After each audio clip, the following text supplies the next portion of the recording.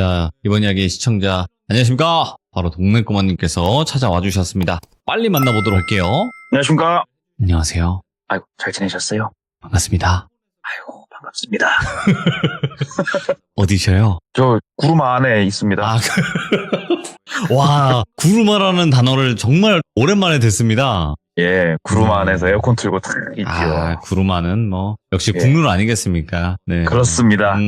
집에서 하면 또 사모님도 계시고 또 아기가 들으면 안 되는 그런 내용이기도 하니까 집에서 하면 이 메소드의 그게 안 나오더라고요. 그게.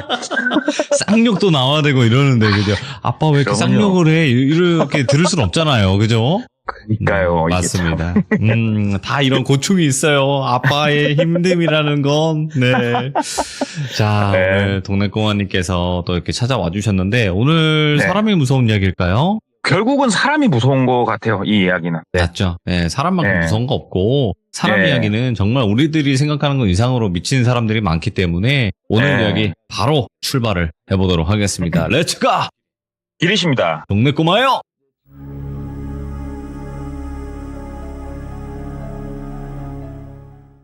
이 이야기 들은 거는 한 2달 전쯤으로 제가 기억을 해요. 얼마 안 되셨네요? 예, 2달 전쯤 기억을 하고 제가 2달 전에 무슨 일이 있었냐면 그냥 일상생활을 보내는데 모르는 번호로 전화가 오더라고요. 그래서 또 설레잖아요. 또 영업사원들. 그래갖고 다 받았죠. 그랬더니 아는 형인가 봐요. 제 이름을 알아요. 동꼬야, 형이야. 우리 그때 그 연수원 갔을 때 교육장 갔을 때 만났던 형이야. 그래요. 누구 형 하는데 기억이 얼추 나더라고요. 그래서 아이 형 하고 봤더니 그 형이 누구냐면은 제가 전 브랜드에 있을 때 입사를 하면은 4박 5일 3박 4일 이렇게 세뇌 교육을 회사에서 보낸단 말이에요. 그래가지고 교육 들을 때 서로 인사를 하면서 저녁에 얘기 잠깐 했던 형인데 연락처를 교환을 했는데 저는 사실 저장을 안 했었어요. 이 형은 그래도 고맙게도 저장을 하셨는데 제가 살고 있는 지역에 어떻게 소개해가지고 차를 판매를 하셨나 봐요. 그래가지고 며칠 날 가니까 고객한테 차량인도 하고 밥이나 먹자. 네가 맛집 좀 소개를 해줘라. 밥은 내가 살게. 그래서 만나서 밥 먹고 커피 한 잔 마시면서 또 살살 긁어봤더니 이 이야기가 툭 나오더라고요. 그래서 한번 얘기를 드려보자면 한 7, 8년 전쯤 된 이야기고요. 지역이나 이런 거는 그냥 얘기 안 하고 진행을 해볼게요. 그 당시에 적다면 적고 먹을 만치 먹었다면 먹은 나이에 똘비라는 영업사원이 있었어요.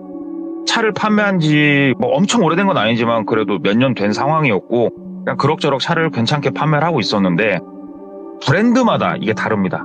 어떤 브랜드 같은 경우에는 전단지를 하나 돌리더라도 회사에서 토시 하나 글자 하나까지도 검수를 하고 허가를 해주는 회사가 있는 반면 어떤 회사는 그냥 우리가 현수막을 건다던가 전봇대 족자를 건다던가 이거 다 불법이거든요. 사실 불법인데도 불구하고 해라 이렇게 밀어붙이는 회사가 있는데 좀 밀어붙이는 회사였단 말이죠. 거기가. 그래가지고 이제 판촉이라고 해서 그것도 열심히 돌고 하는데 신입이 딱 들어온 거예요. 그럼 신입이 들어오면 보통은 기본 교육을 마친 후에 선배들하고 좀 처음에 짝을 좀 지어줘요.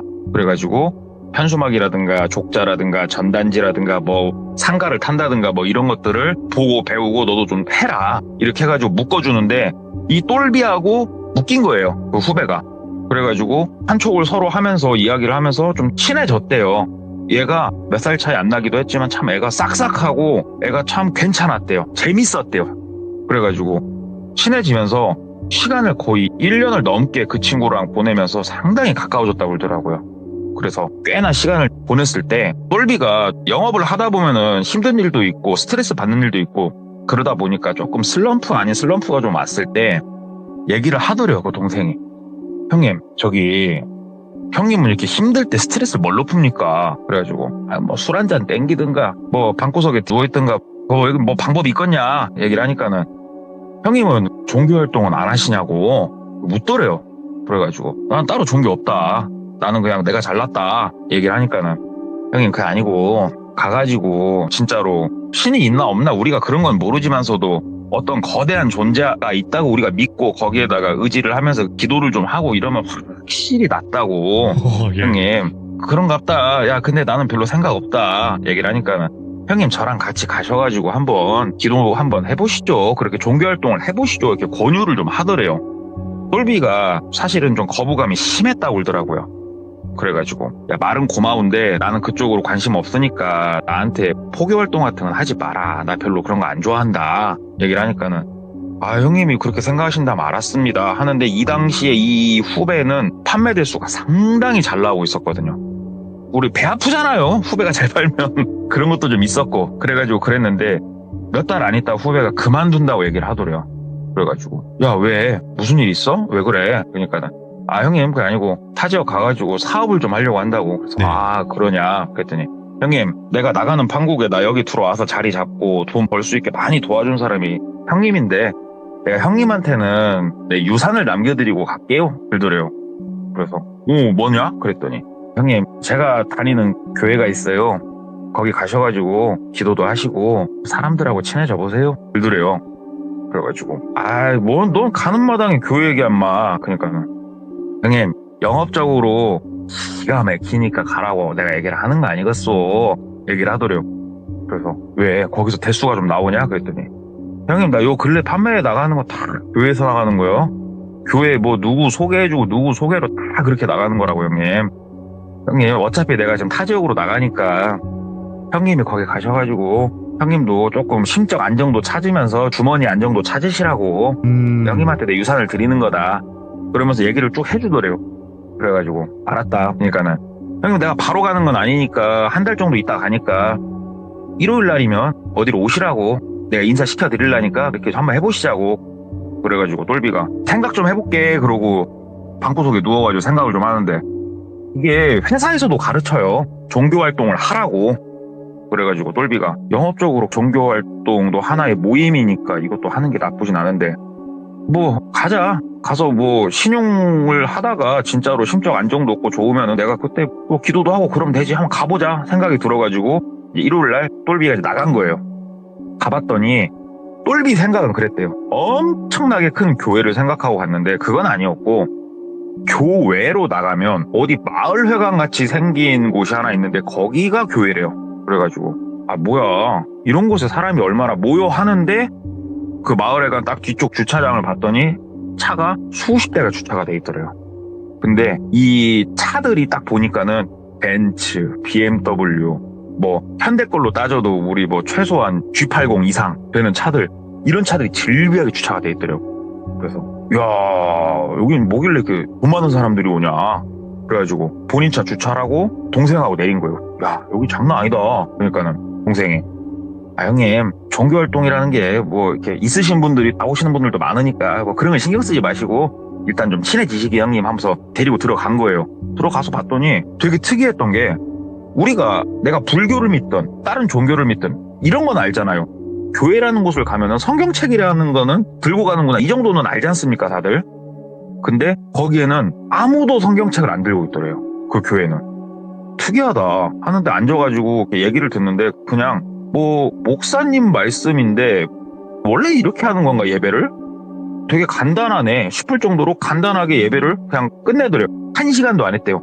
한 30분 남짓 하고 그냥 끝나는데 별 얘기도 없고 원래 이런 건가? 내가 교회를 안 다녀봤으니까 개뿔이나 알 수는 없고. 그랬더니 이제 예배가 끝나고 목사님으로 보이시는 분 다른 분들 인사를 시켜주더래요. 동생이. 그래서 인사하면서 아이고 안녕하세요 어디 자동차 똘비입니다. 아유 안녕하세요 안녕하세요 인사를 이렇게 쭉 하면서 한 달 정도 시간을 보낸 거예요. 뭐 주말에 가가지고 한 30분 시간 보내고 인사하고 괜찮다. 그리고 그 와중에서 또 누구 하나는 계약을 넣고 와 진짜 괜찮네. 진작에 종교활동 할 걸 그랬다. 그리고 한 달 정도 있다가 동생이 형 나 이제 타 지역으로 가는데 어찌됐건 왔다 갔다는 할 거야. 그러니까 형 자주 얼굴 보자 그러더래요. 그래서 네. 오냐 알았다. 가서 건강하고 이쪽 쪽 오면 연락해라. 인사하고 똘비가 계속 그 교회를 줄임아 나간 거예요. 쭉 더 나가니까 이런 걸 좀 하더래요. 몇 명 팀을 묶어가지고 봉사활동식으로 어디를 좀 보내고 이런 활동도 이제 슬슬 좀 시작을 하더래요. 그래가지고 나는 어디로 뭐 어떻게 하면 되냐 그랬더니 쉬운 얘기로 호스피스라고 뭐 요양원처럼 해가지고 그런 분들 도와드리는 거기 가가지고 좀 해라. 그래서 거기 일도 하고 뭣도 하고 하면서 사람들하고 상당히 다 친해졌대요. 인원수가 몇백 명은 아니었으니까. 거기서 나름 이제 자리 잡으면서 본인도 봉사활동 비슷한 것도 하면서 이렇게 하니까는 나쁘지는 않았대요. 물론 중간중간에 한 번씩 안 나가기도 했지만 뭐 나름 괜찮았대요. 그렇게 쭉 활동을 하니까 하루는 예배를 마치고 가려고 하는데 목사님이 잡더래요. 저기 똘 선생 일로 와보라고. 그래가지고 갔더니 다름이 아니고 요즘 보니까는 참 그래도 열심히 나와가지고 기도도 하고, 그 후배를 철민이라고 할게요. 철민이가 이렇게 와서 직접 인사도 다 시키고 참 괜찮은 사람 같은데 일지 말고 날 잡아가지고 한번 공부 좀 해볼 생각 없냐고 얘기를 하더래요. 그래서 공부요? 제가 시간이 그렇게 많진 않아요. 저도 돈 벌어먹고 살아야 되니까. 그러니까는 아니야. 오래 걸리는 건 아니고 다음 주일에 내가 말한 곳으로 가가지고 거기서 한 2-3시간 정도만 좀 시간 빼주면 안 되겠냐 얘기를 하더래요. 그래서 무슨 일인데요? 그러니까 딴 건 아니고 우리 높으신 분께서 와가지고 이렇게 젊은 사람들, 앞으로 앞날이 창창한 사람들을 대상으로 조금 말씀해 주시는데 나는 꼭 우리 성도님을 거기에 보내고 싶다고. 그래가지고 몇 시에 어디로 가면 됩니까? 그랬더니 알려줄게 하면서 이렇게 알려주시더래요. 그래가지고 일주일 있다가 말한 시간에 그곳으로 향했대요. 그곳은 조금 더 멀리 떨어진 곳이었고 그곳에 가니까는 다른 건 아니었고 그냥 덩그러니 건물 몇 개 있는 그런 곳이었대요. 되게 시골이었고. 그래서 완전 개척교회인가? 막 이런 생각을 하면서 들어갔대요. 뻘쭘하게. 안녕하세요. 이렇게 인사를 하면서 이렇게 보니까는 본인 포함해가지고 한 8명 정도 있었다고 그러더라고요. 그래서 서로 인사 나누고 저 어디서 온 뭐 똘비라고 한다고 인사 나누고 이렇게 있는데 어떤 분이 딱 들어오시더래요. 그러면서 아이고 다들 잘 오셨다고. 선발된 정예 요원분들이 오셨다고 하면서 막 웃으시더래요. 그래서 본인도 웃으면서 이제 앉아가지고 이렇게 있는데 이날 얘기하는 게 조금 되게 특이했대요. 일단은 종교라는 것과 과학이라는 거는 좀 분리가 어떻게 보면 돼 있지 않습니까? 두 개가. 뭐 극단적으로 얘기하면 좀 대립이라고 해야 될까? 두 개가. 그런 모양새로 있는데 이분은 그게 아니다. 네. 과학이 종교를 증명을 해준다. 그래가지고 또 신박한 개소리다 이게. 뭔 소린가 한번 들어나 보자 하고 가만히 이렇게 들었대요. 그랬더니 내용인즉슨 뭐였냐. 주변을 보면요. 고혈압, 당뇨, 그 다음에 뭐 신장이 안 좋으신 분, 어디가 안 좋으신 분 주변에 많잖아요. 그래가지고 병원도 다니시면서 약 먹으면서 꾸준히 관리하시는 분들 주변에 많잖아요. 솔직히 요즘. 이 사람들이 원래는 죽었어야 되는 사람들 아니냐. 이 사람들이 과학이라는 힘을 빌어서 살아있기 때문에 세상이 이 지경 이 꼴이 된 거다. 하나님 아버지께서 우리를 창조하셨을 때는 저 각각의 수명이 있는데 인간들이 과학이라는 어줍지 않은 기술을 만들어가지고 그 수명을 자기 마음대로 늘리고 있는 이 형국이 개탄스러울 따름이다 라고 얘기를 하더래요. 그러면서 과학적으로 증명이 되지 않았냐. 죽었어야 되는 사람이 목숨을 연장하면서 자식을 낳고 그 자식한테 안 좋은 유전자를 뿌리고 우리 인간은 점점 악의 구렁텅이로 빠져드는 게 니들 눈에는 보이지 않냐. 유전학적으로 틀린 말은 아니겠죠 이게. 뭐라고 얘기를 하는데 듣고 있으니까 틀린 말은 아니더래요. 그렇다고 해서 이건 아니잖아요. 이런 생각을 가지고 있는데 한참 막 얘기를 하다가 분위기가 너무 무겁다고. 다과라도 한 잔씩 하시면서 말씀을 이어가자고 하면서 다과를 좀 했대요. 따뜻한 차에 작은 쿠키 같은 거 이렇게 먹으면서 담소 타임을 좀 나누고 한 3-40분 지난 후에 말을 조금 더 이어가시다가 이런 얘기를 하더래요. 니들은 니들 스스로에게 다 정당하냐? 니들은 살면서 거짓말 한 적 없냐? 다른 사람 마음을 아프게 한 적 없냐? 단 한 번도 없다고 말할 수 있냐? 하면서 막 얘기를 하더래요. 그 모든 게 다 니들의 죄고 막 이런 얘기를 하더래요. 그래서 그래요. 그게 다 죄면은 나는 진즉에 뒤졌겠지 막 이런 생각을 하고 있었대요. 그러면서 영상물을 하나 틀어주시더랍니다. 영상물을 딱 보는데 영상물이 굉장히 고틱했대요.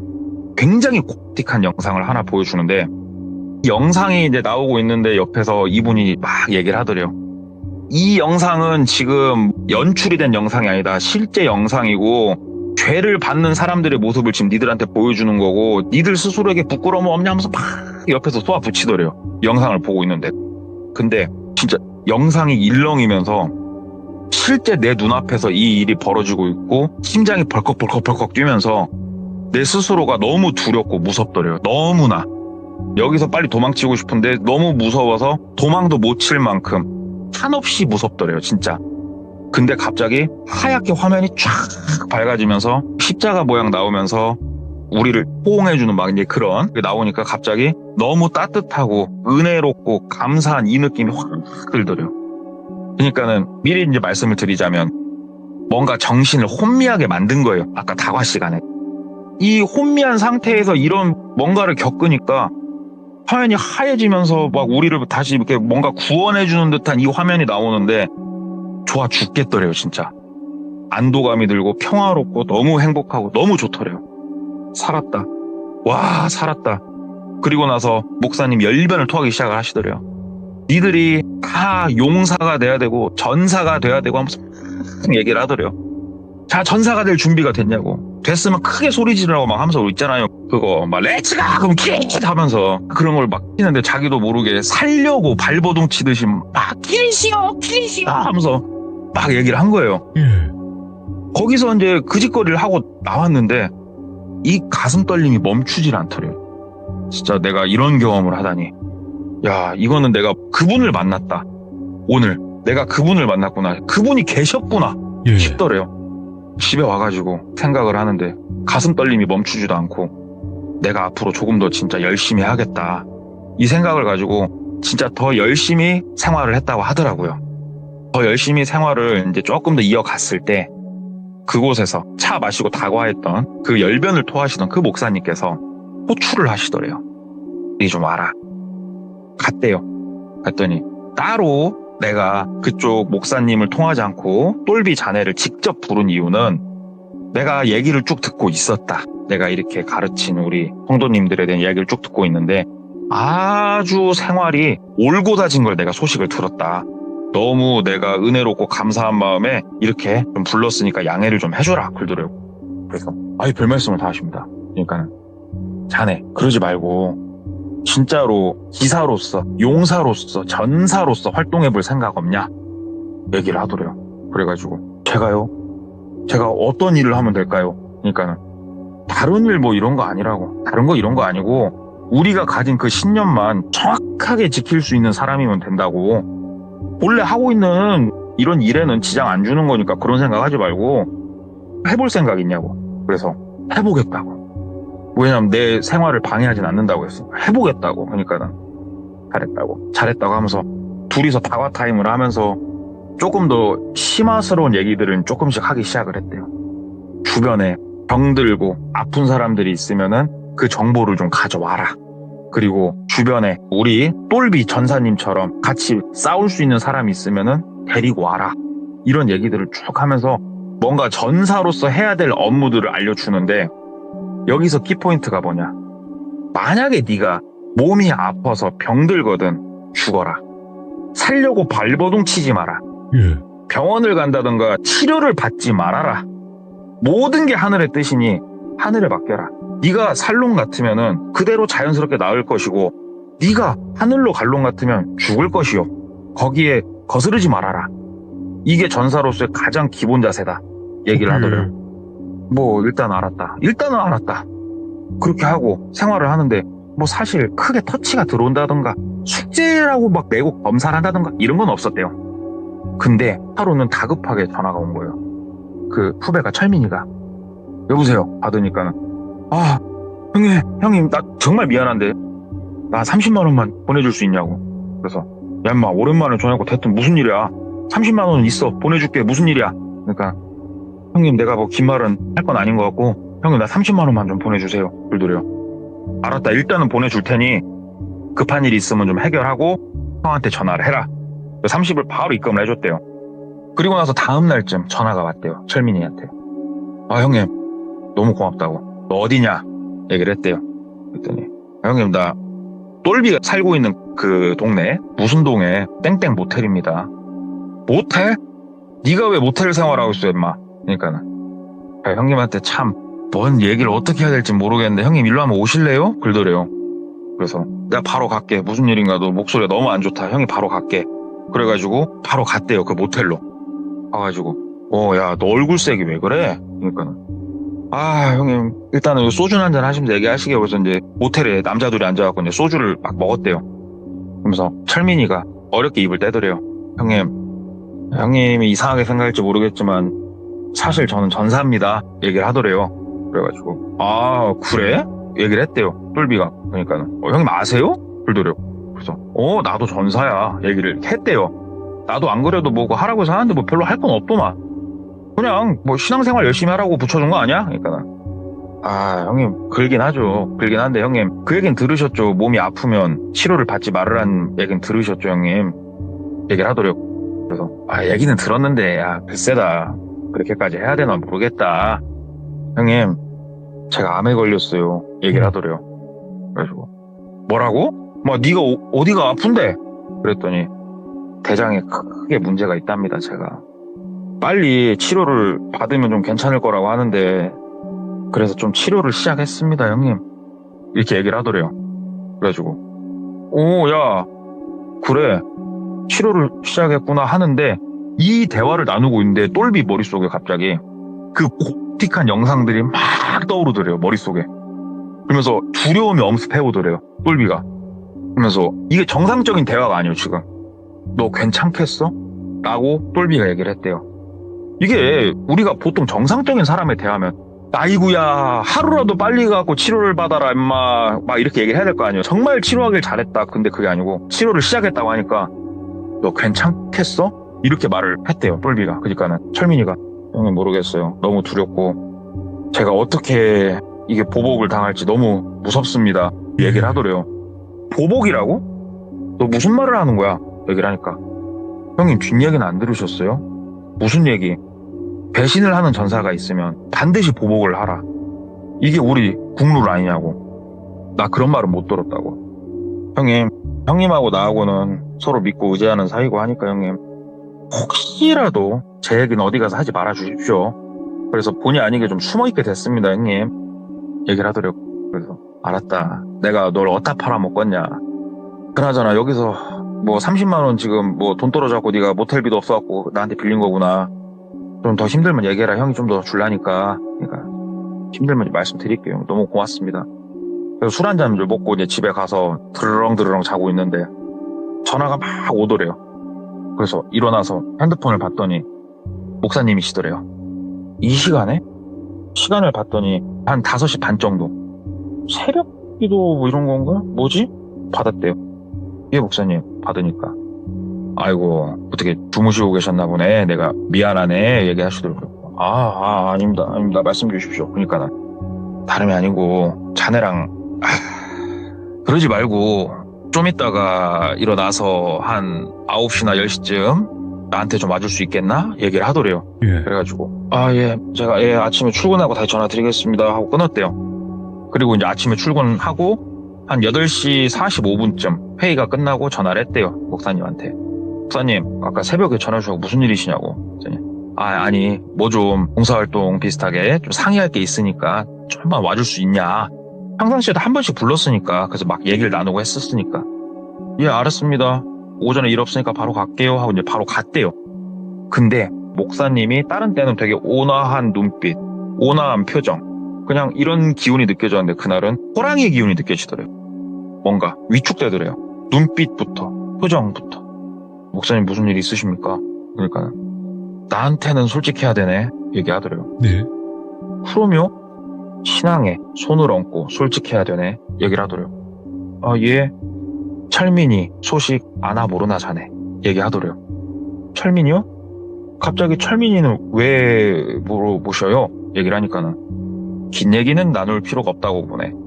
철민이가 연락이 온다든가 철민이를 만난 적 있는가? 근황을 좀 아는 게 있는가? 묻더래요. 그래서 아니요 딱히 없습니다 대답을 이렇게 했대요. 그러니까는 그 우리 똘비 전사께서 모르는 것들이 좀 있지. 거짓말을 하면 바로 우린 숙청이네. 얼마나 우리가 진실되고 삼김을 해야 되는 사람들인지 자네는 너무 쉽게 생각하고 있는 것 같네. 자네한테 마지막으로 내가 묻겠네. 이 대답을 정말 잘하시길 나는 간곡히 기도하네. 철민이에 대해서 들은 적이 있나 없나? 근황을 아나 모르나? 아는 게 있으면 바로 말을 하시게 얘기를 하더래요. 네. 정말 무섭더래요. 정말 무섭더래요. 정말. 예. 실은 만났습니다. 저한테 이렇게 물으실 때는 아시는 거지 않습니까? 예, 철민이가 연락 와서 만났고 처음엔 몰랐습니다. 저도 처음엔 몰랐는데 이래저래 해가지고 만나서 들어보니까 치료를 시작을 했다고 그럽니다. 그러니까는 처음부터 말하지 않은 거에 대해서는 내가 자네한테 더 이상 캐물을 생각은 없네. 이렇게 말해줘서 너무 고맙고 그래서 지금 철민이는 어디에 있나? 얘기를 하더래요. 입을 쩝쩝 다시면서 한참 고민했대요. 뭔가 말하면은 이 철민이란 동생이 지금 큰일이 날 것 같은데 머릿속이 막 혼란스러운데 이 두려움이 점점 커지더래요. 마음속에서. 목사님 지금 돌비 모텔 402호에 있습니다. 얘기를 한 거예요. 예. 그러니까 목사님이 지금 철민이가 돌비 모텔에 있다는 얘기인가? 얘기를 하더래요. 그래서 예, 어저께 저녁까지만 해도 거기 있었습니다. 지금 현재 거기 있는지까지는 모르겠습니다만 거기 있었습니다. 다만 목사님 혹시 철민이를 안 좋게 만들다던가 그런 건 아니죠 우리? 그런 건 아니죠 목사님? 그러니까는 그건 자네가 좀 보면 알겠고 확실히 그러면 자네는 알고 있는 걸 다 나한테 얘기한 거지? 얘기를 하더래요. 그래서 예, 제가 알고 있는 건 지금 다 말씀드렸습니다. 하는데 갑자기 박수 소리가 짝짝짝짝짝짝짝 나더래요. 바깥에서. 한 4-5명이 치는 박수 소리가 막 나더래요. 그러면서 방문이 열리고 철민이를 비롯한 사람 3-4명이 들어오더랍니다. 박수를 치면서. 예. 어안이 벙벙해져가지고 쳐다봤대요. 야 철민아 이거 뭐야? 이거 뭐야? 그러는데 앞에 목사님도 일어서가지고 막 환하게 웃으면서 박수를 막 치더래요. 그러면서 믿음의 시험에 통과했다고. 미안한데 자네를 좀 시험해봤다고. 예. 뭐 사상검증 이런 거냐고. 그랬더니 뭐 그렇게까지 말할 건 아니고 진정한 전사가 들어왔다고 하면서 박수를 막 다들 쳐주더래요. 근데 지금 이 이야기를 들으신 분들을 저를 비롯해서 제가 들을 때도 그랬으니까 저 같으면 화가 좀 났을 것 같아요. 정말로. 그럴 수 있죠. 근데 똘비는 이때 정말 너무너무 감사하고 편안하고 한없이 고마운 마음이 들었다고 그러더라고요. 다행이다. 아우 다행이다. 철민이도 안전하고 나도 뭔가 잘 넘어갔고 아유 살았다. 얼어붙은 분위기가 녹으니까 이제 숨도 좀 쉴 것 같고 그러면서 이제 한참 박수치고 다과를 이렇게 하면서 좀 한참 하하호 웃으면서 얘기를 좀 하다가 주변을 물리고 목사님하고 단둘이 앉아서 이제 얘기를 좀 했대요. 목사님이 앞으로는 진정한 전사로서 검증을 마쳤으니 진정한 전사로서 업무들을 수행을 좀 해야 될 거라고. 그 과정에 있어서 고난도 있을 거고 힘든 것들도 있을 거지만 잘 이겨낼 거고 나는 믿는다고 얘기를 하더래요. 그래가지고 알겠습니다. 예, 고맙습니다. 알겠습니다. 하면서 그날 바로 미션을 주더래요. 다른 게 아니었대요. 그냥 1000장 정도 되는 전단지를 하나 주더랍니다. 본인한테. 그러면서 주변에다 좀 뿌리고 그렇게 업무 보시라고. 전단지를 받아들고 이 전단지를 뿌리라고요? 그러니까는 전단지 뿌리시게 나가보시고 얘기하더라고요. 그래서 일단 알았다고 그러고 나왔대요. 그 차에 앉아가지고 전단지를 좀 자세히 읽어봤대요. 그랬더니 기적을 믿으시는 분, 정말 아파서 더 이상 갈 곳이 없으신 분들을 위한 기적 치료, 이런 전단지더래요. 일단은 돌아다니면서 그냥 길바닥에다 막 그냥 찌끄러대요. 천장을. 예. 그냥 그렇게 며칠이 그냥 또 쭉 흘렀대요. 더 이상 연락 온다든가 자기를 또 한다든가 이런 것도 없었고, 철민이한테도 이제 전화를 했는데 철민이가 형이 같은 길을 걷게 돼서 너무 좋다고 막 이렇게 얘기를 하더래요. 철민이도. 그래가지고 그래 일단 알았는데 좀 부담스러운 것도 사실이다. 그러니까는 철민이가 내가 형한테는 얘기 안 했는데 형 계좌번호 좀 찍어줘. 그러더래요. 계좌? 알았어 하고 찍어줘. 왜냐면은 빌려준 돈이 있으니까 돈 갚으려고 나 하고 찍어준 거예요. 지금 똘비가 30만 원 정도를 송금한 상황이잖아요. 딱 정확하게 들어온 돈이 500만 원이 들어왔대요. 그래가지고 전화를 했대요. 철민이한테. 야, 너 돈 잘못 보냈어 인마. 500이 들어왔어. 얘기를 하니까는 형 그게 아니고 그냥 고맙기도 하고 형이 날 믿어준 거에 대해서 그냥 고마운 보답이고, 내가 형 전사로서 활동을 하면서 말이야 난 참 많은 돈을 벌었어 형. 얘기를 하더래요. 그래가지고 돈? 그러니까는 내가 자동차 영업을 그만둔 것도 더 큰 사업을 하게 되면서 그만둔 거 맞고, 우리 쪽 인맥을 통하게 되면은 형 이 살면서 돈은 문제가 아니야. 우리 신앙이 문제지. 네. 얘기를 하더래요. 그러냐고. 일단은 뭐 알았다고 고맙다고 전화를 끊고, 진짜로 열심히 하면은 큰 돈도 벌 수 있나 어쩌나 여러 가지 생각이 드는데 이미 이때 본인은 제정신이 좀 아니었다고 얘기를 하더라고요. 그리고 나서 며칠 있다가 전화가 왔대요, 목사님한테. 네. 이제는 미션이 뭐였냐? 다른 게 아니었대요. 아침, 점심, 저녁, 야간 자기 전에 하루에 4번 자기한테 좋은 글귀의 문자를 보내라는 미션이었어요. 이게 미션이랄 것도 없죠.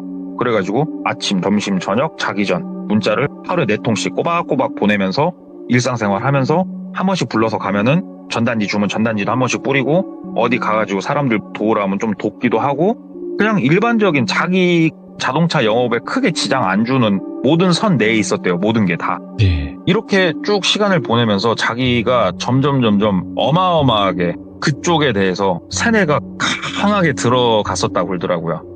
이게 후에 본인도 알게 된 거지만 사람을 세뇌하는 여러 가지 방법이 있답니다. 본인도 알지 못하게 완전히 세뇌시키는 방법 중에 하나였는데 그게 뭐냐면 하루에 4번 문자를 보내게 되면 하루에 4번이란 시간은 이거에 대해서 생각을 하게끔 만드는 거예요. 이 작업이.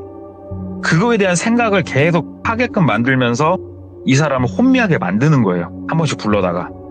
이게 전문적인 뭐가 있다고 하는데 아무튼 뭐 1년의 과정들을 거치면서 일상생활은 하되 한편으로는 완전히 다른 내가 존재하는 거예요. 지금 현재. 이런 상황에서 똘비한테 좀 더 심화된 미션이 들어왔대요. 어느 병원에 가서 약통을 통째로 바꾸라는 미션이 온 거예요. 오. 예? 무슨 말씀이시냐고. 그랬더니 땡땡 내과라고 있다고. 거기 가서 간호사실 뒤쪽으로 가면 써주더래요. 이런 약품이 앰플이 쭉 담겨 있는 게 있을 건데 똑같이 생긴 거니까 가서 앰플만 바꿔치기 하라고 얘기를 하더래요. 그래가지고 이게 뭡니까? 그러니까는 모든 우리의 대업에는 질문 같은 거 하지 않는 거라고. 그냥 이행하시면 되는 거라고. 일단은 대답을 하고 받아서 나왔대요. 가다가 한쪽에 차를 세워놓고 생각을 좀 했대요. 이게 뭘까? 이 전문 의약품이 뭘까 도대체? 이거를 왜 그 병원에 가서 바꿔치기 하라고 나한테 시키는 걸까? 생각을 하니까 답이 나오더래요. 예. 그 병원은 투석을 좀 전문적으로 하는 곳이었고 몸이 안 좋으신 분들이 주기적으로 가서 뭔가 약도 좀 맞고 그렇게 하는 그런 류의 병원이었대요. 거기가. 뭔가 답이 나오잖아요. 지금. 테러예요. 지금 테러. 나한테 시킨 건 테러. 야, 이거는 못하겠는데 어떻게 하지? 철민이한테 전화를 했대요. 야, 철민아, 나 뭐 좀 묻자. 이래저래 해가지고 지금 내가 이 앰플을 받아서 가는데 말이다. 이거 나 솔직히 못하겠다. 이거 어떻게 해야 되냐, 철민아. 그러니까 철민이가 형, 그냥 하면 돼. 그냥 하면 돼. 그거 뭐 이상한 거 아니야, 형. 그냥 시킨 대로 하면 되고 형이 가는 시간 맞춰서 아마 간호사들도 살짝 자리 좀 비워줄 거야. 형, 뒷일은 걱정하지 마. 뒷일은 위에서 알아서 다 처리해. 그냥 시키는 대로 가가지고 그냥 그 자리에 놓고 원래 있던 거 들고 그냥 나오면 돼. 어려운 거 아니잖아, 형. 얘기를 하더래요. 그니까 말이다. 알았다. 가고 해야겠다. 끊었대요. 다시 이제 쭉 가는데 아무리 본인이 생각을 하고 또 하고 또 하고 또 해도 이건 아니더래요. 이게 만약에 진짜로 나쁜 행위면 이거는 아니잖아요. 진짜로. 그래가지고 마음 바뀌기 전에 갖다 버려버렸대요. 옆에 공터에다가 싹 버려버리고 그냥 병원 안 가고 집으로 갔대요. 이러고 의자에 앉아있는데 너무 무섭더래요. 눈치 깠을까? 전화하면 뭐라고 얘기를 해야 되지? 그게 진짜 아무것도 아니고 그냥 나 또 시험한 건가?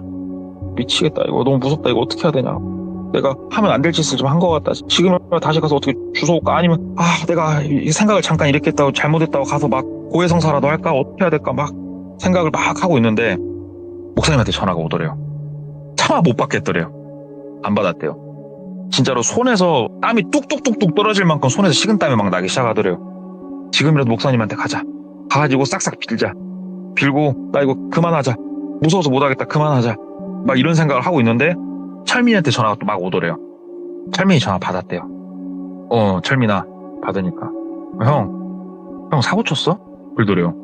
그래가지고 나 차마 그건 못했다. 안 그래도 목사님한테 가서 내가 잘못했다고 잘못 생각했다고 그렇게 좀 말씀드릴 생각이다.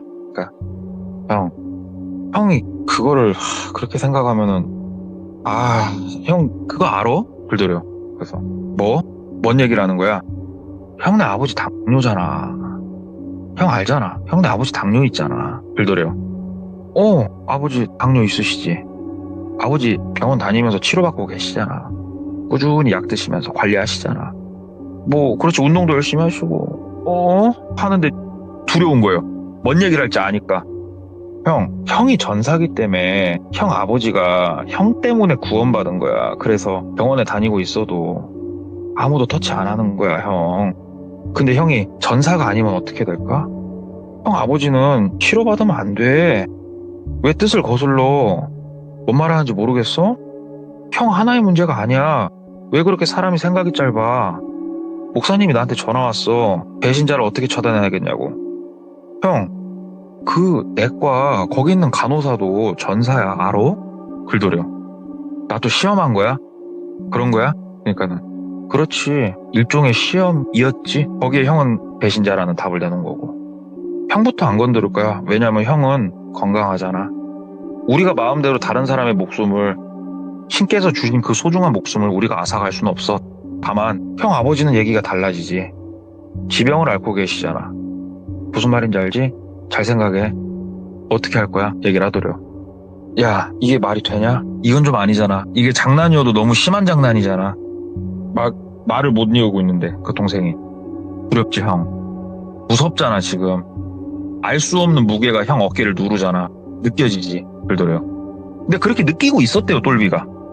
맞다고. 형은 선택받은 사람이야. 그러니까는 신의 권능이 느껴지는 거라고. 다이렉트로다가. 보통 사람들 같았으면 형처럼 지금 안 느껴질걸? 그냥 뭔가 싶은데 형은 지금 그게 아니잖아. 뭔가를 느끼고 뭔가를 형이 스스로가 확실하게 알고 있기 때문에 두려운 거잖아. 뭘 고민해? 가서 빌어. 싹싹 빌고 시키는 거 뭐든 다 하겠다고 가서 얘기하고 오늘 나가서 폭탄을 터트리면 터트릴 각오하고 와. 어서 가.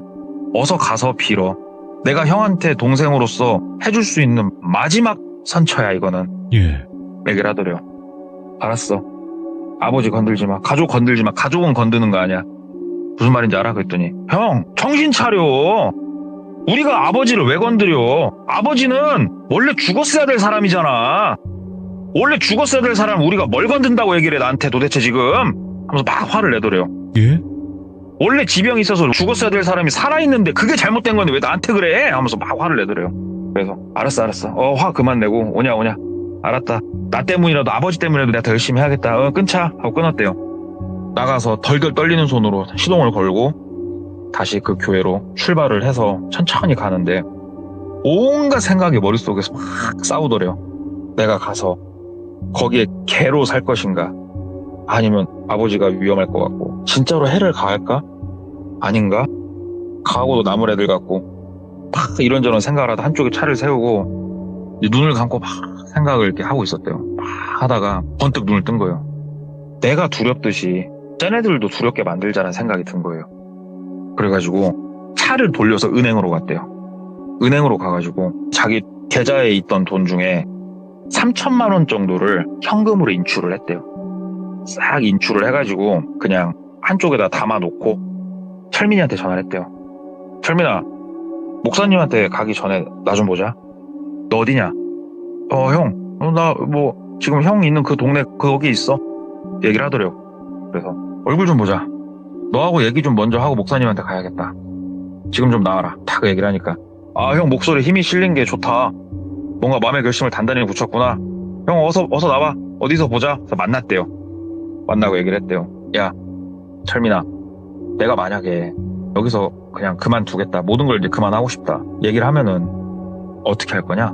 얘기를 하니까 철민이가 눈썹이 막 물결치면서 형, 얘기를 했잖아. 죽었어야 될 사람이 그냥 죽으면 될 뿐이야. 어려운 거 없어.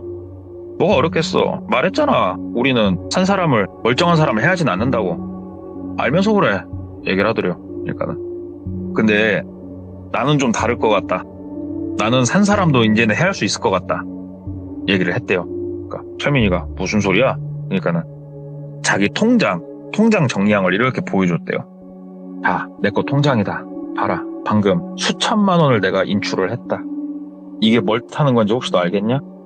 그러니까는 철민이가 형 돈 많네. 이거 빼고도 돈 많다. 막 얘기를 하더래요. 너 상황 파악이 안 되는구나. 내가 지금 이 돈을 어떤 사람들한테 주고 왔어. 그리고 그 사람들한테 나는 의뢰를 했어. 나나 내 가족이 다치거들랑 너 죽여버리라고. 나는 방금 의뢰를 하고 왔어. 근데 실제로 의뢰를 하지는 않았어요.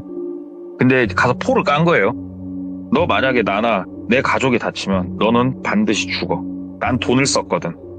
자신 있냐? 그랬더니 철민이가 진짜 무섭게 쏘아보더래요, 본인을. 그래가지고 대답을 하라고. 자신 있냐고. 그 목사라는 분, 그분한테 가서도 얘기할 거야. 자신 있어? 다들 자신 있어? 내 남은 잔고 보이지? 필요하면 난 돈을 더 뽑을 거야. 더 뽑을 거고 아버지한테도 얘기해서 우리 아버지 그래도 돈 좀 있는 거 알지? 아버지한테 얘기해서 더 지원 받을 거야. 다 죽여버릴 거야 니들. 자신 있어? 얘기를 하니까 형 이러고 무사할 것 같아? 그러더래요. 야 잠깐만 철민아. 너 말이 달라진다? 아까는 멀쩡한 사람은 안 건든다며. 네가 가진 신앙심이 이거밖에 안 됐어? 개뿔도 없네. 왜 열받으니까 신앙심 개나 줘버렸냐? 너 말 똑바로 해. 나 건들지 마. 나나 내 가족이 안 다치고 건강하길 항상 기도해. 다른 이유에서든 나나 내 가족이 다치면은 네가 실제로 안 그랬어도 넌 뒤질 거야. 왜? 나는 그 조건에 이 돈을 줬거든. 목사한테 네가 전화해서 얘기해. 나한테 연락하지 말고 우리 가족 근처에 얼씬도 하지 말라고. 알았어? 그러니까는 대답 안 하더래요. 알아들은 걸로 알고 나는 간다 하고 그 자리를 박차고 나왔는데 심장이 입 밖으로 튀어나오는 줄 알았대요. 너무 긴장하고 막 그래가지고 나와가지고 일단은 어디로 갔냐. 아버지한테 갔대요. 아버지한테 가가지고 아버지 막 얘기를 했대요. 요래저래 해가지고 아버지 이렇게 됐으니까 아버지 사설 경호라도 붙입시다. 아들이 미안합니다. 그러니까 아버지가 얘기를 다 듣더니 너 지금 내 친구 어디 병원에 있으니까 너 내 친구한테 좀 가보라고. 왜요 아버지? 너 아무튼 있어봐. 일단 내 친구가 너한테 전화 오거들라 아무튼 상담하고 그 친구한테 가고 사설 경우고 뭐고 내가 알아서 할 테니까 일단 알았으니까 너도 좀 마음 좀 가라앉히라고. 너 지금 너무 제정신 아닌 것 같다고 하면서 아버지 집에서 나와가지고 사람 많은 번화가 한쪽에 차를 세워놓고 차에 앉아 있었대요. 무서워갖고 집에 가기도. 그랬더니 전화가 한 통 와서 받았더니 아버지 친구분인데 의사분이셨다고 그러더라고요. 병원 끝나고 몇 시 정도에 좀 병원으로 오라고. 그래가지고 알았다고 병원을 갔대요. 그래서 쭉 상담하고 뭐 이것저것 해봤는데 그분이 알려준 거예요. 똘비한테. 지금 네 상태가 정신이 혼미할 수밖에 없는 상태다. 의사가 이제 그걸 파악해 준 거죠. 과학적으로. 네가 제정신이 아니었던 이유가 그것 때문이었다. 그리고 너는 일종의 이런 거를 이용한 세뇌 과정에 있었던 거고 네가 참 어떻게 보면 올곧은 마음가짐이 남아 있어서 무사히 나왔지 그게 아니었으면 네 돈이고 뭐고 이 사람들 시킨 대로 너 다 했을 것 같다고. 진짜 무섭다고 딱 얘기해주면서 너 치료가 좀 필요하다고. 그래가지고 치료를 이제 받았대요. 꾸준히 병원 다니면서 치료받고 이 사람들이 그 이후로 보인다든가 연락을 한다든가 그런 것도 없었고 신고를 했대요. 네. 이거는 왜 그러냐면은 병원에서 내 정신이 혼미해졌다는 이게 결과가 나왔잖아요. 그래서 일단은 신고를 하는데 그거 아시죠? 신고를 하면은 자이든 타이든 똘비도 처벌을 받아요. 그래서 똘비는 처벌을 감수를 하고 신고를 했는데 정말 신기했던 거는 증발하듯이 사라져 있었대요. 증발하듯이. 오, 예. 자기를 어떻게 알고 이 타이밍을 알았나 싶을 정도로 원래 처음에 갔던 교회, 마을회관 같이 생긴 그 교회 있잖아요. 벤츠가 있고 BMW가 있고 아무것도 없고요. 거기에 따로 가서 교육받았던 곳 그것도 아무것도 없고 그리고 철민이는 신상 정보가 있잖아요. 못 찾아요. 못 찾아. 행불 상태고. 그래가지고 그렇게 약간은 흐지부지. 왜 그러냐면은 사건이 굉장히 어마어마하게 심각하지는 않잖아요. 네. 이게 정신을 혼미하게 만들었기 때문에 그쪽으로는 심각할 수 있어도 똘비가 크게 해를 당했다든가 가족이 해를 당했다든가 지금 현재 그 상황까지는 안 갔었기 때문에 거기서 일단 일단락이 됐던 얘기가 하나 있어서 이제 제가 전에 들었는데 예. 이게 그쪽에서 이제 똘비가 있으면서 제가 이제 디테일하게 좀 더 말들이 못 나갔고 또 제가 이제 못 들었지만 정리를 한 내용 중에 몇 가지를 제가 들었을 때 진짜로 얘네들은 돈이 목적이 아니었다고 그러더라고요. 네. 이거 하나는 확실하다. 돈이 목적은 아니었다. 진짜로 인류의 구원을 하기 위해서 얘네들은 죽었어야 될 사람이 과학의 힘으로, 의학의 힘으로 수명이 연장되고 있는 걸 막으려고 하는 사람들이 실제로 있다는 얘기를 들어가지고 예, 한번 가져와 봤네요. 아니, 생각의 차이가 이렇게 다 다르고 틀리다고 하지만 좀 아프면 병원부터 가요. 병원 가야지 어딜 가. 근데 동네꼬마님의 이야기를 들었을 때 동네꼬마님도 전사잖아요. 저는 돌전사라고 합니다. 그죠? 예, 시들무 전사잖아요. 그렇습니다. 네, 그렇다 보니까 같은 전사로서 뭔가 이해가 되지를 않습니다, 저는. 무슨 말씀이세요? 돌비님이 매일 아침 7시 반에 업로드하는 이유가 뭔데? 세뇌입니다, 여러분. 이게 다 세뇌 과정입니다, 여러분. 정신 차리십시오. 그리고 중요한 거는 다 시험이에요, 지금. 네, 이 모든 게 다 시험입니다. 네, 맞습니다. 돌맨. 네, 진짜 동네꼬마님 너무너무 감사드리고 우리 모두 시들무의 전사가 되는 그날까지 함께 해주시길 바라겠습니다. 감사합니다. 네, 감사합니다. 네, 고맙습니다. 진짜 돈이 목적이지 않은, 그러니까 뭔가 사적인 게 목적이지 않은 사이비 이야기도 처음이긴 했는데 또 전사라는 표현을 쓰네요. 정말 우리가 상상도 못할 그럴 사이비도 이 세상에는 많이 존재하는 것 같습니다. 여러분들도 항상 시들무의 전사가 되시길 바라겠습니다. 시청해주신 모든 분들 고맙습니다. 감사합니다. 이번 이야기는 시청자 백묵님께서 오랜만에 찾아와 주셨습니다. 여러분들 오늘 백묵님 어떤 이야기로 찾아와 주셨을지는 같이 만나보도록 하겠습니다. 여보세요? 안녕하세요. 반갑습니다. 아이고 백묵님 오랜만에 뵙네요. 아유, 정말 오랜만이네요. 많이 바쁘셨죠? 좀 바빴습니다.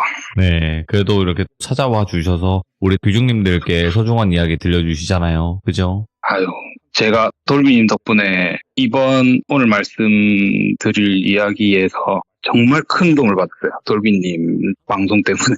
진짜요? 예, 근데 뭐 정확한 건 안 나올 건데 제일 끝에 이야기 다 하고 어떤 일 있었는지 말씀드릴게요. 알겠습니다. 그러면 안 들어볼 수가 없겠군요. 바로 들어보도록 하겠습니다. 렛츠가!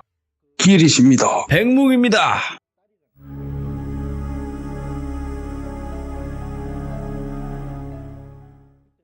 제 지난 악마 이야기 중에 어느 날 저한테 황색 빛의 구체가 나타났고 맞아요. 그 구체가 안내하는 곳으로 가서 기도를 올리면서 지낸 시기가 있었다 했잖아요. 그때 구체가 사라진 마지막 기도터에서 만난 사람과의 이야기입니다. 이게 악마 사건이 한참 진행 중인 당시에 같이 그 일을 해결하려고 모인 분들이랑 만든 단톡방이 있었어요. 근데 제가 이 단톡방에 제가 기도를 가는 곳마다 위치를 올렸거든요.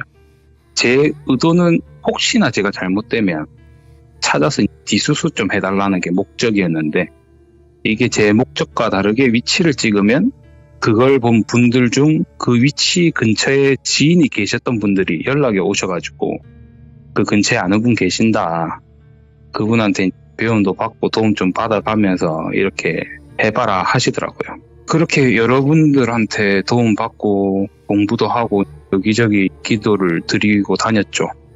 그날도 구체가 또 다른 곳으로 안내를 하길래 따라서 이제 이동을 했어요. 근데 그날은 구체가 거의 하루 종일 이동을 하더라고요. 제가 그때 강원도에 있었거든요. 근데 이른 아침에 출발해서 해가 거의 넘어가기 전에 경남의 한 산 아래에 도착하게 됐어요. 산 아래 도착을 한 다음에 위치를 단톡방에 올리고 흡연이 가능한 곳에서 흡연을 하면서 누군가 연락을 주시려나 하면서 기다리고 있었죠. 근데 흡연이 마칠 때까지 아무도 연락이 없길래 예. 여기는 없나 보네 하고 그 구체한테 가자 하고 그 구체가 안내하는 곳으로 따라갔어요. 그렇게 한 30분 남짓 올라갔을 쯤인데 그때부터 산 위쪽에서 말소리가 희미하게 들려오더라고요. 한 명이 뭐라 하면 그 뒤에 몇 명이 또 뭐라 하더라고요. 그냥 뭐 사람이 있네라고 대수롭지 않게 생각하고 계속 따라 올라갔죠. 근데 올라갈수록 점점 소리가 명확하게 들리기 시작하더라고요. 그리고 이게 말소리가 아니고 뭔가 되게 익숙한 음절의 노래 소리더라고요. 그러면서 뭔가 거부감이 계속 몰려들더라고요. 그래도 이것도 시험인가 싶어가지고 버티면서 올라갔죠. 그리고 그 선택을 엄청나게 후회를 하게 됐어요. 조금 더 올라간 시점에 정확하게 그 소리가 들리기 시작하는데 한 명이 이제 가면 언제 오나 하고 그 뒤로 여러 명이 어이야 하더라고요. 그러면서 그 소리가 들리는 순간부터 진짜 제 몸 하나하나에 막 바늘이 다 박히는 듯한 고통이 오더라고요. 예. 그리고 이제 제 목에는 누가 칼을 갖다 대는 듯한 살기가 막 느껴져 있더라고요, 이게. 그러면서 공포까지 막 몰아치면서 그 자리에 그냥 주저앉아 버렸어요. 너무 괴롭더라고요, 당시에.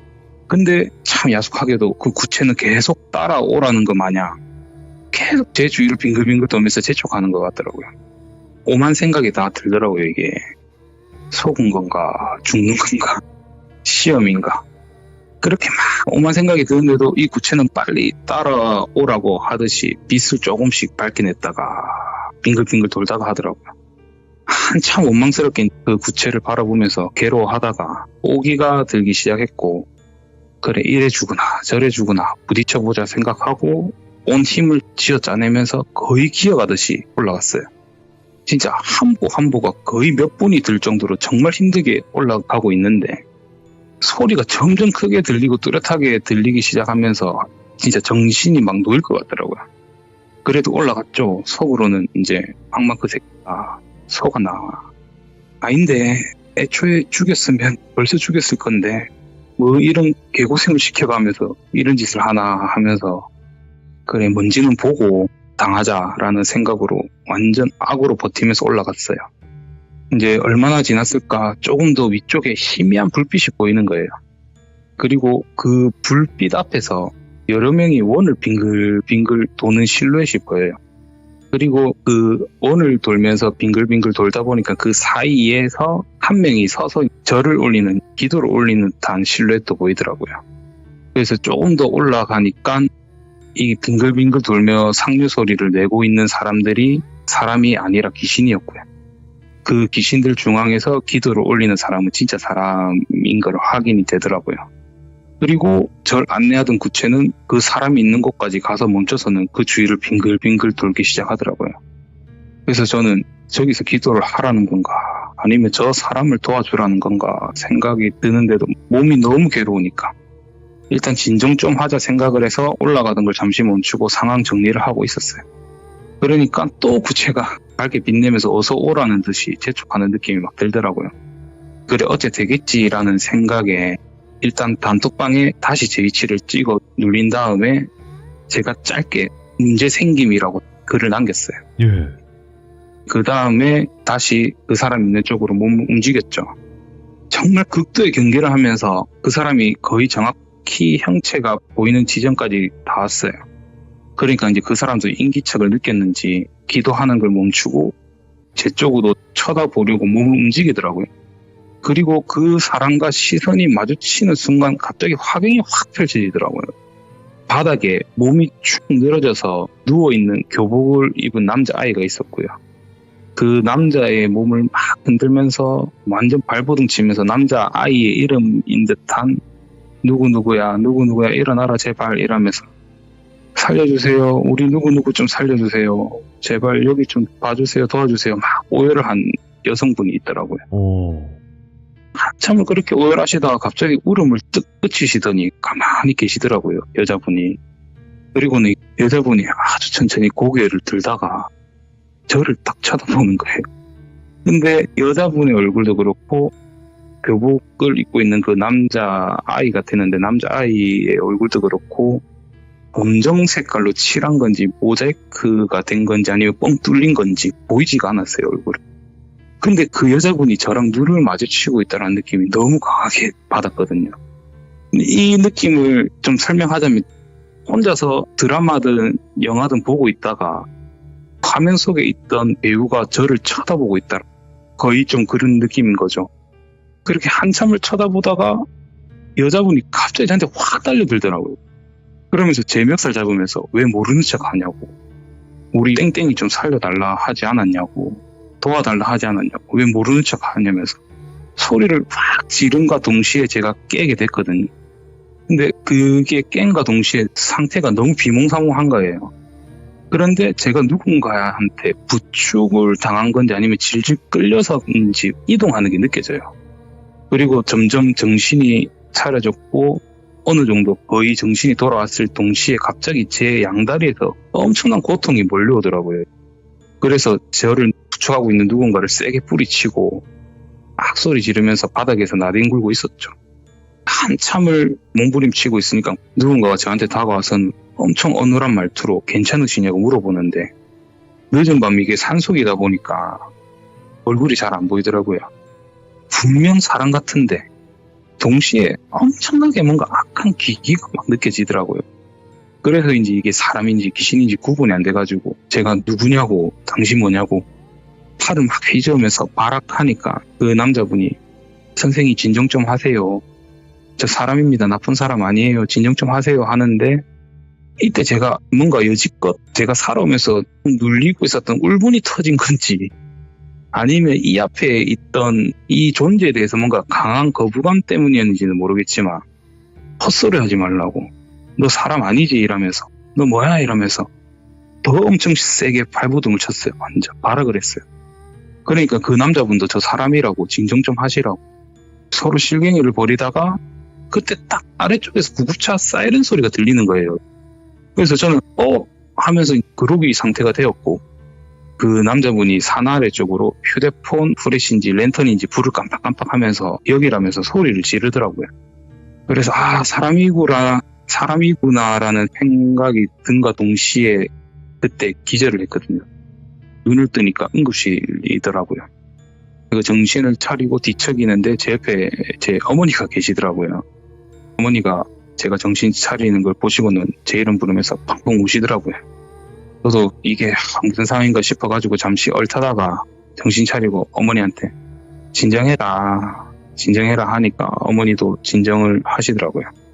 그리고 이제 어머니한테 왜 여기 있고 그리고 나 도와주신 분 어디 가셨냐 물어보니까 네가 오후 늦게 내한테 위치 하나 보내고 이게 뭐냐고 물어봐도 대답이 없다가 한참 있다가 또 위치 보내면서 문제 생김이라고 안 보냈냐고.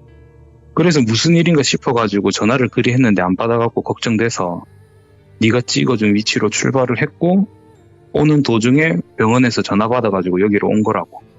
그리고 그분은 면회가 아직까지도 1인밖에 안 되니까 내가 오니까 가셨다고. 연락처는 다 받아놨다. 나중에 꼭 살해해라면서 이런저런 이야기고 어머니를 다시 돌려보냈고요. 저는 분명히 단톡방에 위치를 보내고 그렇게 했는데 어머니한테 보냈다는 기시가 안 돼서 제 폰을 뒤져보니까 진짜 어머니한테 보냈더라고요. 당시 뭔가에 홀렸는가 봐요.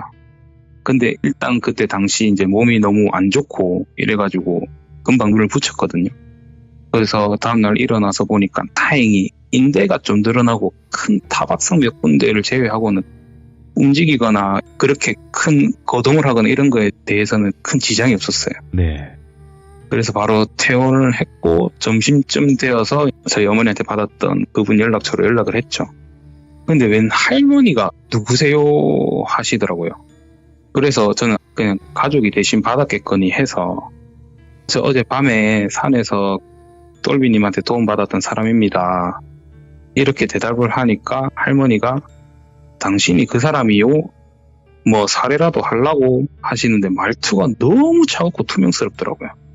좀 욱하긴 해도 원래 말투가 그러신가 보다 하고 참고 네네 너무 감사해서 직접 뵙고 살해 좀 해드리고 싶다고 말씀드리니까 이 돈 맞나? 이러더라고요. 얼마 줄 건데 한 1억 줄 거야? 그런 거 아니면 그냥 조상이 도왔나 생각하고 그냥 넘어가. 필요 없어 하시더라고요. 순간 화가 너무 확 치밀어 오르는데 그래도 참았죠. 은인의 가족이다. 생각하고 최대한 누그러뜨리고 아니 어머님 그러면 똘비님한테 전화상으로라도 감사하다고 인사드리고 싶다. 똘비님 좀 바꿔주실 수 있냐 이러니까 할머니가 너도 그 시간에 거기 간 거 보니까 무당인가 본데 그럼 봤을 거 아니야. 걔가 정상이 아닌 거. 상황 정리가 안 돼? 그냥 넘어가라고 하시고는 전화를 뚝 끊어버리시더라고요. 이제는 은인의 가족이고 나버리고 한마디 해야 되겠다 싶어가지고 전화를 걸었는데 전화가 바로 꺼져 있더라고요. 와, 막 올라오더라고요. 그래서 그 분을 삭히기 위해서 담배를 한 대 피고 있는데 참 야속하게도 그 구체가 또 나타나서는 가자고 하듯이 또 제 주위를 빙글빙글 돌더라고요. 그래서 따라가다 보니까 또 어제 거기에요. 그래서 잘 됐다 싶어가지고 기도하고 있다 보면 오겠지, 똘비씨. 그러면 감사하다 인사하고 그 집 가서 그 할머니 얼굴이나 좀 봐야 되겠다 싶어가지고 그렇게 기다리면서 며칠을 기도를 올리는데 마지막 날까지 똘빗이 안 오더라고요. 인연이 아닌가 보다 생각하고 그곳을 뜨면서 똘빗이한테 문자를 하나 남겼어요. 저 산에서 도움 받았던 사람입니다. 연락이 안 되셔갖고 문자로 남기는 점 양해 부탁드린다고. 그날 저 도와주셔서 너무 감사했고 또 무례한 행동에 정말 죄송하다고. 너무나도 정신이 없었던 상황이어가지고 진짜 큰 실례를 범했다. 진짜 죄송하다고. 사례를 표할 의사가 있으니까 언제든지 연락 주셔라. 정말 감사하다 하고 그렇게 보내놓고 시간이 지나서 악마 사건이 해결되고 취참도 하고 뭐 이런저런 일상을 보내고 있는데 한 3주? 한 달 전쯤에 그 똘빗이한테 전화가 오더라고요. 일단 저장을 해놨잖아요. 그래서 받자마자 너무 반가워가지고 똘빗이 안녕하세요. 드디어 연락이 된다고 하니까 여전히 어눌한 말투로 저 기억하시나 보네요. 해서 당연히 기억하죠. 똘빗이 아니었으면 크게 잘못될 뻔했는데 당연히 기억하죠. 그렇게 말하니까 똘빗이가 그럼 하면서 말을 흘리시더라고요.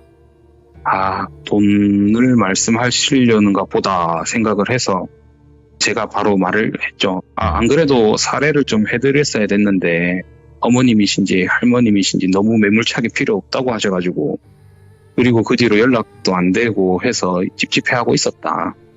지금이라도 괜찮으시면 약속하게라도 좀 사례 좀 해드리고 싶다. 괜찮으시냐 물어보니까 그것보다 지금 자기가 있는 곳으로 좀 와줄 수 있냐 물어보더라고요.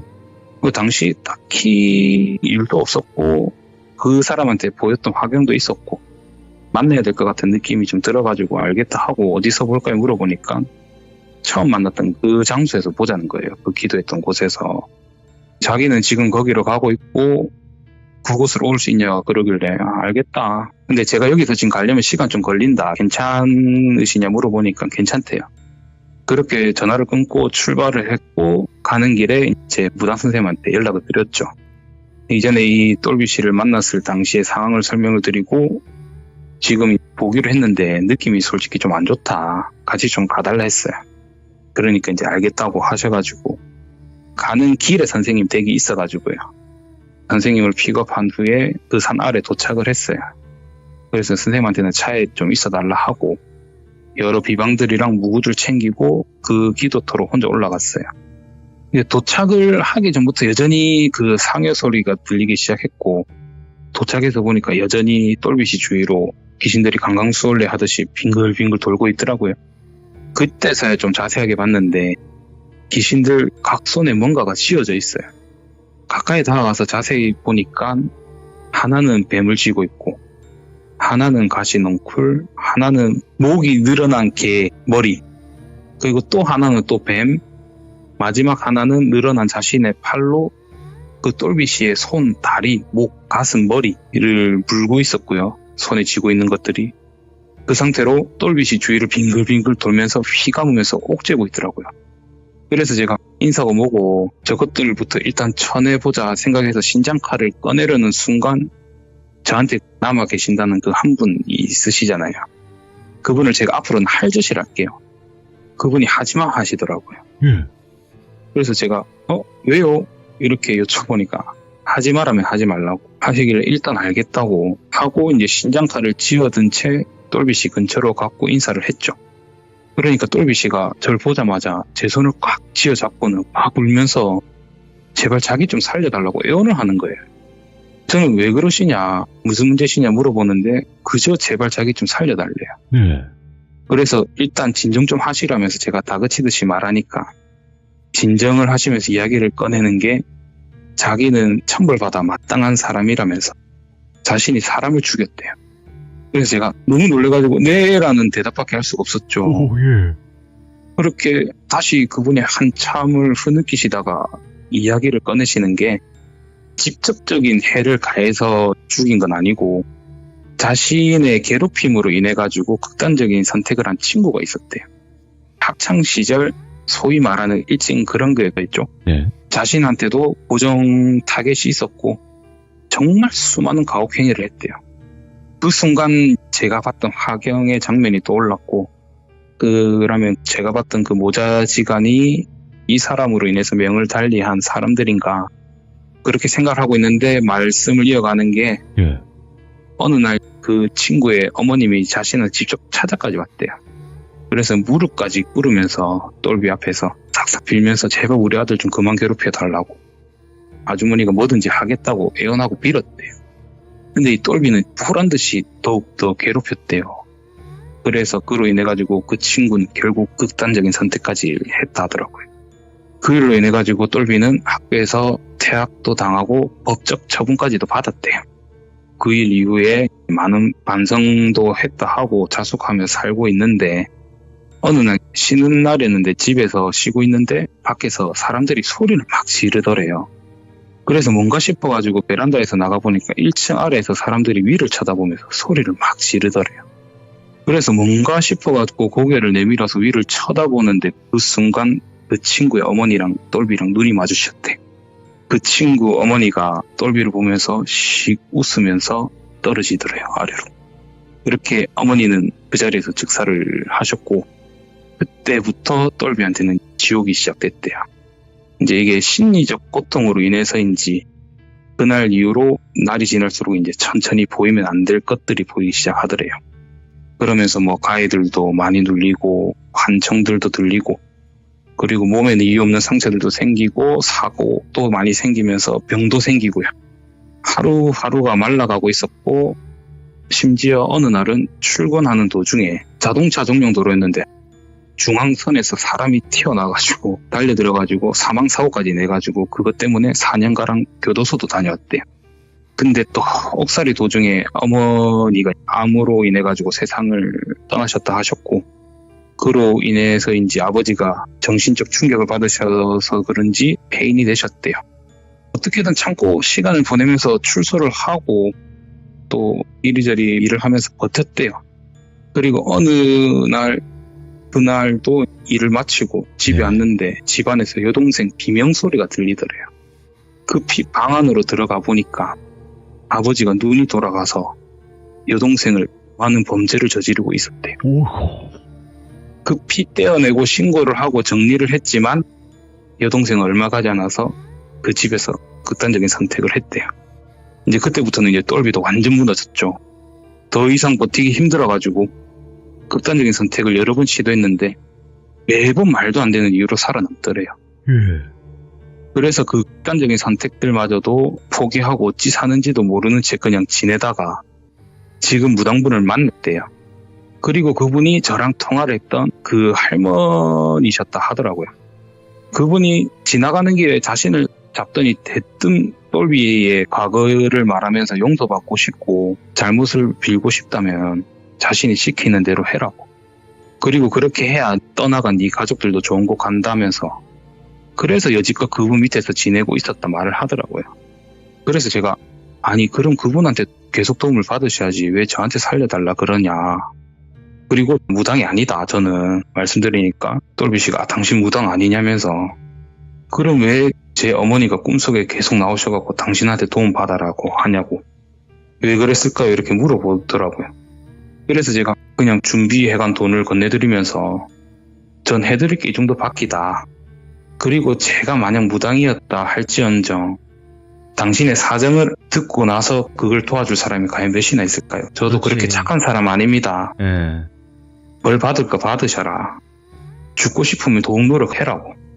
당신의 말이 진실인지 아닌지를 모르겠지만 진실이라는 가정하에 제가 무슨 능력이 있다 해도 당신한테 도움 드리기는 힘들 것 같다. 근데 저는 그런 능력조차 없다. 그저 귀신 좀 보고 그냥 기도나 드리러 다니는 사람이다 말씀드리니까 똘비는 그저 눈물만 뚝뚝 흘리더라고요. 근데 또 그 할저씨가 도와줘라 하더라고요. 그래서 제가 뭔 헛소리냐. 오호. 저 사람 만약에 도와줘서 내 모든 업이 씻겨지고 일확천금을 얻는다 할지언정 난 그 짓은 못한다.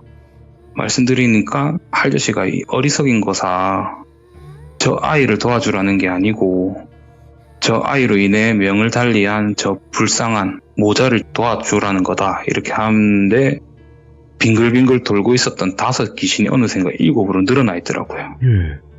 그러면서 그 화경에서 봤던 모자 2이가 그 5 사이에 들어가면서 늘어나 있더라고요. 그런데 똘비가 누구랑 그렇게 대화를 하냐고 하더라고요. 근데 저도 모르게 닥치고 있어봐요 이랬어요. 진짜 그냥 딱 이렇게 말했어요.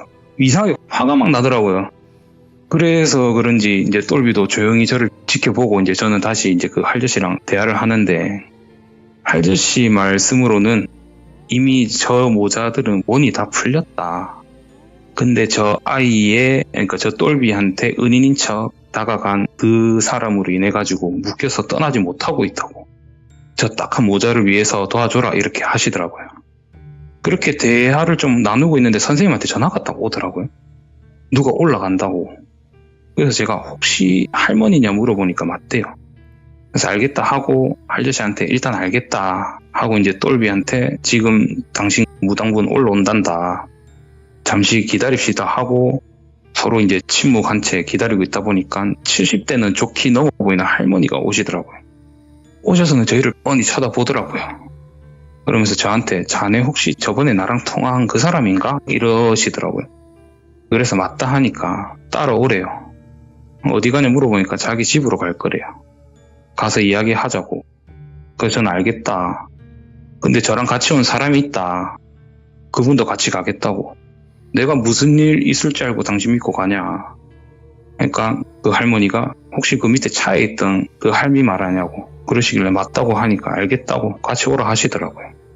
그래서 다 같이 이제 그 할머니 댁에 도착하게 되었고 그분이 이제 차를 준비해 오겠다면서 잠시 앉아 있으라 하더라고요. 부엌에서 한참을 있다가 쟁반에 차를 올려서 가져오는데 그 위에 뭔가 반짝이는 게 보이더라고요. 그리고 이제 쟁반을 탁자에 딱 내려놓는 순간 선생님이랑 저랑 뒤로 거의 넘어지듯이 후다닥 몸을 빼버렸어요. 찻잔들 옆으로 큰 식칼이 놓여 있더라고요. 그리고는 할머니가 식칼을 잡으시고는 만지작 하면서 너희한테 해야 할 생각 없다 앉아라 하시더라고요. 그래서 저는 왜 그러냐고 그거 내려놔라고 큰 소리 치니까 그 할머니가 더 큰 소리로 앉으라고 이렇게 말하더라고요. 그래서 일단 앉았어요. 할머니는 이제 다시 한참을 아무 말 없이 칼만 만지작 하시더라고요. 그러다가 이제 말씀을 꺼내시는 게 저랑 이제 선생님을 번갈아 보시면서 자네들은 자식이 있는 걸로 보이는데 맞는가 이래 물어보시더라고요. 저랑 선생님은 맞다고 대답을 했고 할머니는 이제 저희 대답에 말씀을 꺼내시는 게 자네들은 배를 아파 낳아야지만 진짜 자식인가 물어보시더라고요. 저는 순간 무슨 말인지 몰라갖고 생각하고 있는데 선생님이 대답을 하시더라고요. 마음으로 낳아도 진짜 자식이지요. 그래서 저 여인의 어머니 되십니까? 라고 하시더라고요. 그러니까 할머니가 선생님한테 자네도 참 기구한 운명을 살았구만 이라면서 동문서답을 하시더라고요. 이제 다시 어느 정도 침묵이 흘렀고 다시 할머니가 말씀을 꺼내시는데 나도 배 아파 낳은 자식이 있었고 새돌이 되기 전에 하늘로 갔다고. 억장이 무너지고 세상이 원망스러웠는데 그 모든 아픔을 씻어줄 아이가 찾아왔고 나는 가슴으로 낳게 되었다고. 첫째 목까지 합쳐가지고 진짜 이 이상으로 사랑을 줄 수 있을까 싶을 정도로 애지중지 키웠는데 도대체 이 박복한이 얼마나 큰 죄를 지었길래 핏줄도 이어지지 않는 내 아이가 20이 넘어가니까 나랑 같은 길을 가야 된다 하더라. 어떻게든 막아보려고 했고 거부하려 했지만 어쩔 수 없더라. 그래도 또다시 행복하게 살았다고 어떻게든. 그런 정말 모진 인생 참았는데 저 악마 같은 놈 때문에 모든 게 무너졌고 끝이 났다고. 그러니 내가 쟤를 살려야 될까 죽여야 될까 이렇게 물어보시더라고요. 아무런 대답을 못하겠더라고요. 다시 한참 침묵의 시간이 흐르다가 또 할머니가 입을 떼시더라고요. 자네들이 도와주려는 게 누구인가 물어보는데 그와 동시에 할저씨가 갑자기 나오셔가지고는 할머니한테 네 뭐 하자는 거야 하면서 소리를 지르시더라고요. 그러니까 할머니가 깔깔깔깔 박장대소를 하세요. 제자도 아닌 아이한테 뭐 하시는 겁니까? 그러면 결국 한낱 조상신이고 잡기이고 호주일 뿐입니다. 그리고 그리 계시면 저 애한테 안 좋은 거 알고 있지 않냐고. 당신이야말로 뭐 하자는 겁니까? 하시더라고요. 그러니까 할저씨가 내가 저 딱한 모자 도와줘라 했다고. 자네도 그만하시게나 하시더라고요. 한참을 할머니가 이제 생각을 하시다가 그럼 내가 숙제를 내주겠다. 저기 있는 내 딸이랑 손주 벌 받지 않고 끝내게 해준다면 나도 저 그만 놔주겠다 하시길래 할저씨가 알겠다라고 하시더라고요. 그래서 저희는 이거 해야 되겠다, 그냥 해야 되겠다 싶더라고요. 솔직히 이 똘비를 도와준다라기보다는 진짜 그 모자를 도와주고 싶었어요. 그럼 우리가 똘비 데려가겠다 하니까 데려가라고. 그 어떤 허튼 짓도 안 통할 거라고.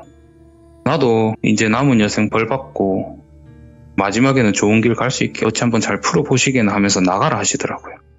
그렇게 저와 선생님과 똘비는 해당 문제를 풀기 위해서 여기저기를 다니면서 해결을 보려 했고요. 이 과정까지 전부 말씀을 드리면 이야기가 너무 길어져서 제가 해결하는 과정은 전부 스킵을 했고요. 그렇게 해결을 했죠. 힘들게, 정말 힘들게 해결했어요. 제가 아마 돌비님한테 그 과정을 좀 말씀을 드렸었죠. 사람들을 불렀는데 어떤 이유 때문에 못 오고 이래서 시간이 오래 걸리고 있다, 좀 힘들다. 그렇게 어쨌든 힘들게 해결을 한 후에 다시 할머니를 찾아뵀어요. 어디에 모셨고 거기 계시는 분이 지켜주기로 했다고. 대신 벌은 안 받겠지만 그분 밑에서 벌 같은 일을 좀 해야 된다고. 그것까지는 이해해라 말씀드리니까 그래 이미 왔다 갔다고 내한테. 그래서 걔들이 또 참 넉살이 좋은 건지 속이 깊은 건지 나보다 그만 놓아주고 용서해주라더라. 그래서 내가 약속대로 현생에서는 놔주겠다고. 근데 내가 죽고 나서는 나도 모른다. 너희도 알다시피 죽고 나면 모든 걸 잊어버리고 살아생전 가장 강하게 남아있는 원이 한이 되고 그 한이 악이 돼서 마가 될 거라고. 그때 내가 다시 똘비를 찾아가게 돼서 무슨 짓을 할 때는 그때는 나도 모른다고. 그러면서 똘비를 쳐다보면서 너는 내가 죽기 전에 내 이 한이 조금이라도 풀리기를 빌고 빌어라 하시더라고요. 저희도 그 똘비랑은 더 이상 연이 이어지기 싫어가지고 서로 그만 연락합시다라고 딱 못을 받고 이렇게 이야기를 끝내면서 각자 자리로 돌아가게 되었죠. 그래서 이번 일을 끝으로 이제 더 이상 악마 사건 도중에 진 빚은 다 갚았던 것 같고요. 이제는 더욱 평범한 일상으로 돌아가는 것 같아요. 그래도 잘 되네요. 그래도 해결돼가지고. 근데 이거 정말 해결하면서 너무 찝찝해서 도와줘야 되나 하고. 아까 처음 말씀드렸던 제가 정말 진짜 정말 감사하다고 말씀드리고 싶은 분이 계세요. 샌데님. 샌데님? 어우, 샌데. 제가 이걸 해결하는 도중에 정말 심하게 걸려서 제가 절벽에서 떨어질 뻔해서 죽을 뻔했거든요. 걸려가지고. 근데 홀렸을 때, 깼을 때 진짜 이것 때문에 깼어요. 어떤 방법으로 해도 안 깨지는데, 홀린 걸 알면서도 안 깨지는데 정말 이것 때문에 깼어요. 저도. 신이시여. 고무신이시여? 검정 고무신이요. 바둑의 고무신이시여. 그것 때문에 살았어요. 저 정말. 그때만 생각하면 아직도 아찔한데 너무 웃기기도 하면서도 정말 고맙더라고요. 정말. 야, 센데 이거. 어쨌든 이 이야기를 너무 드리고 싶었어요. 오늘은. 야, 샌데님 너무 감사하다고 말씀 전해드리고 싶습니다. 제가 봤을 때는 이제 장난으로 뭐 하셨을 수도 있겠지만 드립으로, 하지만 그렇죠. 그 안에 샌데님의 긍정적인 기운이 녹아 들어가 있지 않았을까 이런 생각도 드네요.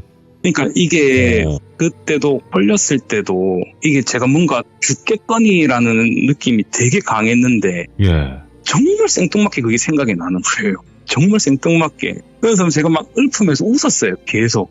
그러다가 깼고 살아남았죠. 너무 감사하다고 다시금 말씀을 전달해드리고 싶습니다. 제가 뭐 따로 전달을 한번 해드리도록 하겠습니다. 오늘 백묵님께서 오랜만에 찾아와 주셔서 참 이 이야기를 하시면서도 내가 이 사람을 도와줬어야 되는 게 맞는 건가 이런 의문점도 많이 가지셨을 것 같아요. 그쵸. 정말 그거 하나로 음. 버텼어요. 나는 저 사람 도와주는 게 아니고 저 모자 도와주는 거. 그쵸. 예. 그래서 그렇게 변명하면서 버텼어요. 예, 솔직히. 그 모자 도와주면서 그냥 그런 식으로 이제 생각을 하신 거고, 뭐 대부분의 이제 시청자분들은 벌을 받아야 된다 막 이러신 분들도 많이 계신데, 그래도 어찌됐건 백목님께서 누군가를 도움을 줄 수 있었고, 그거로 인해서 뭔가 좀 마음의 짐이 내려졌다면 그걸로 된 거지 않을까도 생각이 들어요. 아직 그래도 끝난 지가 얼마 안 된 일이라서 너무 조금 어떤 기분인지 모르겠습니다. 이게 하면서도. 그래도 오늘 그런 백목님께서 사람인데. 잘 이야기 들려주셔서 감사드리고, 그 검정 고무신, 하얀 고무신, 바둑이 고무신이시여, 이거는 생각날 때마다 저도 외워보도록 하겠습니다. 이야기 들어주셔서 너무 감사합니다. 네, 너무 고맙습니다. 네. 어우, 샌데. 네, 샌데님이 마지막에도 큰 도움이 됐었던 것 같아요. 왜냐면 그 과정 자체가 되게 길고 또 여러 가지 일들이 많이 있었던 것 같아요. 근데 그 중에서도 백목님이 위험한 상황에서 샌데님의 그 주문이 효력이 있었던 건지 아니면 뭔가 이제 긍정적인 에너지를 그냥 뿜어내서 이겨냈었던 건지는 정확히는 모르겠지만, 어쨌든 여러분들 신이시여, 신이시여, 바둑이 고무신이시여, 검정 고무신이시여, 이걸 또 외워보시면 어떨까 생각이 들고, 오늘 이야기는 또 여러 가지 생각이 많이 들게 하는 그런 이야기가 아니었나 생각을 하게 됩니다. 여러분들의 생각을 댓글로 꼭 남겨주시길 바라겠습니다. 감사합니다. 고맙습니다.